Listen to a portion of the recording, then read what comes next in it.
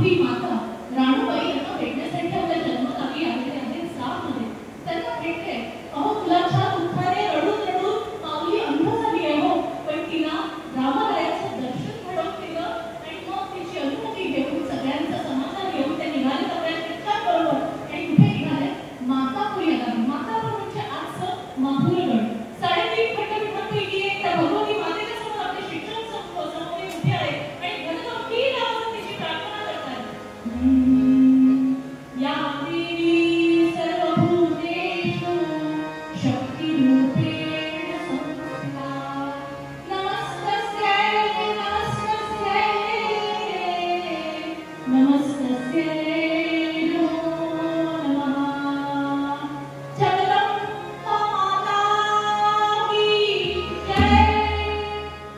तर जगदंबेचं दर्शन घेतलं, प्रसन्न झालं आणि आपल्या दोन्ही शिष्यांसमोर पुढे निघाले. वाटेत एक दत्त मंदिर लागलंय. खूप छान प्रशस्त मोठं पटांगण आणि दत्त मंदिराच्या इथे आले आपल्या शिष्यांबरोबर आणि मंदिरात प्रवेश केला तर तिकडे तमागती अगदी सगळे जण जपजाप्य ध्यान काय काय करत बसले आणि समोर तिथे आलेलं होतं कोण असा उंच निपाट 6 फुटाचा तेजस्वी गोसावी ज्याने कडक पादत्राणे घातलेले आहेत, खडकं घातलेले आहेत, त्याच्यावर छाती आहे आणि आपले पिळदार बाहू इतकं सुंदर आणि साधनेचं तेज आहे चेहऱ्यावर. ते असेच 2 भक्त असे शिष्य सोबत आहेत. सगळ्यांनी विचारणा केली. समर्थांनी त्यांना विचारलं की तुम्ही सगळे इथे कशासाठी इकडे जमलेले आहात? तेव्हा त्यांनी सांगितलं की आम्हाला दत्तगुरूंच्या दर्शनाची आशा आहे. पण समर्थांना माहिती पडलं होतं ते सिद्ध पुरुष आहेत. त्यांना कळून सुद्धा की एवढा सद्गुरूंचं मार्गदर्शन नाही. हा सगळा काय आहे? वाऊदार व शिणं साधनांचा आहे. त्यांनी त्यांना आपापली साधना करायला सांगितली आणि स्वतः आपल्या शिक्षकाबरोबर एका ठिकाणी कोपऱ्यामध्ये जाऊन साधनेला बसायला सुरुवात केली. आणि भगवंताला स्मरण करतायत दत्तगुरू महाराज, आज तुमची दर्शनाची इच्छा आहे भगवंता, आज तुम्ही दर्शन द्या. कोण आहे तिकडे? संगीत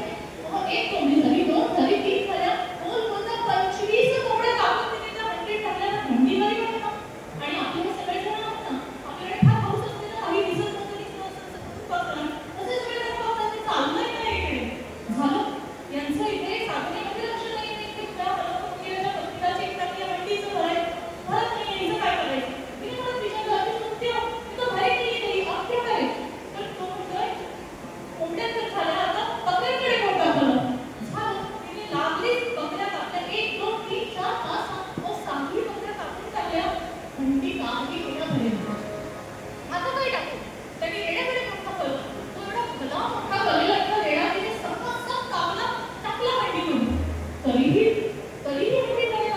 आणि सगळे जण मला विचारतात, काय चाललंय काय? खेळ चाललाय तुम्ही डोंबाऱ्यासाठी? काय चाललंय? आता तिने परत विचारलं की तुमचे हॉबी कोण चालू? तरी मुलांकडे मोठा बोलला. हो, एका क्षणाचाही विचार न करता तीनही मुलं तिने घेतली, सपासप कापली आणि टाकली त्या आमटीमध्ये. आता मात्र या सगळ्यांचे धाबे बनले. हो, एवढा वेळ प्राणी कापून टाकत होते, ठीक आहे. अहो, मुलं कापून टाकली, अहो, बाई आहे की काय आहे? आणि आता परत प्रश्न विचारते की आता काय टाकूया? आता तर काहीच नाही उरलं. तेव्हा मला तर मुली म्हणतात, क्यों बार-बार पूछ रही हो? कितने सारे लोग हैं, इतने सारे गमक लोग हैं, काटो इनको और डालो. झालं, सुना घेतला आणि निघाले गावात. आणि हे ऐकलं आणि तिला आपल्या दिशेने येताना बघितलं बरोबर सगळे जण साधना-बिधना सगळं ऐकलं. सगळं 10 आवाज सुटले. तो जाताना काही जण उभं आणि भोतर सुद्धा तिकडेच ठेवून गेले. जीवाच्या भीतीने ती आली तर तिला म्हणतो, तुम्हीही हाती आला नाही. आणि मग काय? मग तिला दिसलं की हे तिघं जण कोपऱ्यात बसले. गेली. उद्धव स्वामींसमोर उभी राहिली. उद्धव स्वामी तिच्याकडे ते धीर नजरेने बघतात. ती म्हणाली, हा नको. कल्याण स्वामींसमोर उभी राहिली.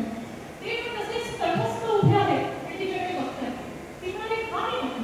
आणि मग कोण? समर्थांच्या समोर उभी राहिली. आणि समर्थांच्या समोर उभी राहिली मात्र आणि समर्थांना ती म्हणतो, नाटक करतात. अगं भगवती माते, तुझ्या बाजून मरण येणं यासारखं भाग्य ते काय गं आई? अशी पातळी माया नरना, अशी पातळी माया नरना, जणी पावली अंतरजाना, फकीर कोठे कोणी दिसेना, चंद्रबळे पाणी. फकीर कोठे कोणी दिसेना, चंद्रबळे पाणी. अहो, बघताय तिला लोकांना करताय, पण ती आहे कुठे? ती अंतर्धान पावली. तो सगळा जो खेळ चालू होता तो कळत होती, सगळं एका क्षणात गायब झालं. आणि त्या क्षणी मंदिराच्या गाभाऱ्यातनं हाक आली, अरे रामदासा, बाहेर काय उभा आहेस? ये आतमध्ये ये आणि मला भेट. हे ऐकलं मात्र आणि ते तिघही जण धावत गाभाऱ्यात गेले. आणि काय म्हणावं हो, समोर साक्षात सद्गुरू दत्तगुरू उभे आहेत. ते सुद्धा सगुण साकार रूपामध्ये. काय त्यांचं ते रूप आहे? आहा, काषाय वस्त्र करदण्डधारिणं, कमण्डलूं पद्महरेण शङ्खं, चक्रं गदाभूषितभूषणाढ्यं, श्रीपादराजं शरणं प्रपद्ये. अवधूतचित्तन दत्तगुरु महाराज की जय. दत्तगुरूंचा बघितलं आणि त्यांचे अष्टसात्विक भाव व्यक्त झाले. डोळ्यात घळघळ पाणी आलंय. समर्थांनी त्यांना लोटांगण करताना दत्तगुरूंनी त्यांना आलिंगन केलं आणि अगदी छातीशी कवटाळलं.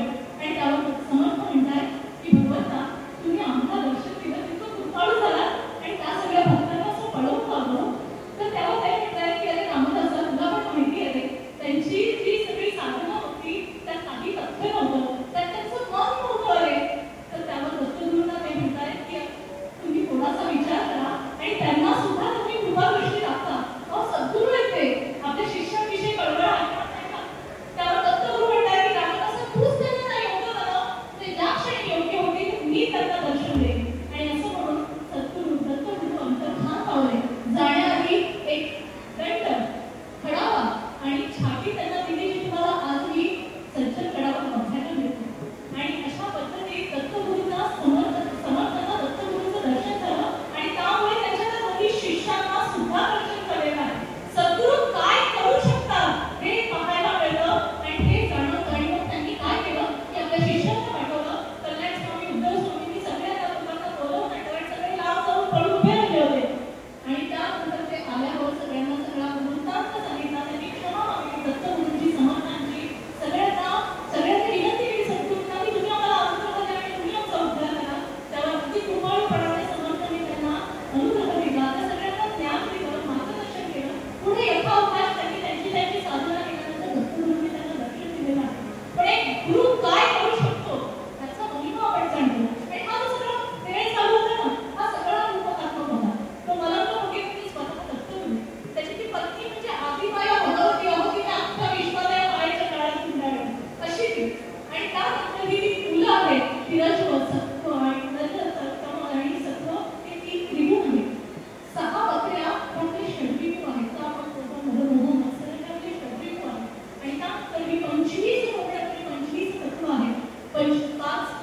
पंचमहाभूत, ज्ञानेंद्रिय, पंचकर्मेंद्रिय, पंचविषय आणि पंचतत्व या 25 या सगळ्यांच्या माध्यमातून आपण काय करत असतो?